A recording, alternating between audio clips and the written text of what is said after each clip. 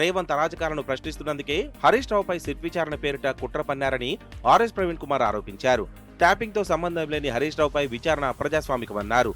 దేశవ్యాప్తంగా బద్ధ శత్రువులుగా ఉండే బీజేపీ, కాంగ్రెస్ రాష్ట్రంలో చట్టాపట్టాలేసుకుని తిరుగుతున్నాయని ఆర్ఎస్పీ అన్నారు. రెచ్చగొట్టే వ్యాఖ్యలు చేస్తూ రేవంత్ రాజ్యాంగ ఉల్లంఘనకు పాల్పడ్డారని ఖమ్మం జిల్లా బీఆర్ఎస్ నేతలు ఆరోపించారు.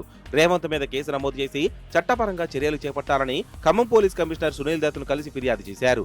చట్టాన్ని కాపాడాల్సిన సీఎం బాధ్యతారహితంగా ఎలా మాట్లాడతారని ప్రశ్నించారు. అబద్ధపు హామీలతో గద్దెనెక్కి ప్రజా వ్యతిరేక విధానాలను అవలంబిస్తున్న కాంగ్రెస్ ప్రభుత్వానికి మున్సిపల్ ఎన్నికల్లో ఓటుతో గుణపాఠం చెప్పాలని పెద్దపల్లి మాజీ ఎమ్మెల్యే దాసరి మనోహర్ రెడ్డి పిలుపునిచ్చారు. సుల్తానాబాద్ మండలం చిన్నకలువల గ్రామంలో 50 మంది మనోహర్ రెడ్డి సమక్షంలో బీఆర్ఎస్ పార్టీలు చేరారు.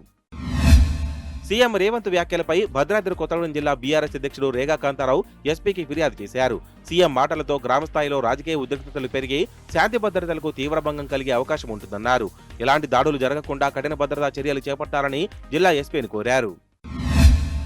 మేడ్చల్ మల్కాజ్గిరి జిల్లా అల్వాల్ సర్కిల్లోని సుభాష్ నగర్ శ్మశాన వాటిక అభివృద్ధి పనులను పరిశీలించేందుకు వచ్చిన ఎమ్మెల్యే మర్రి రాజశేఖర రెడ్డిని కాంగ్రెస్ పార్టీకి చెందిన కొంతమంది నాయకులు అడ్డుకున్నారు.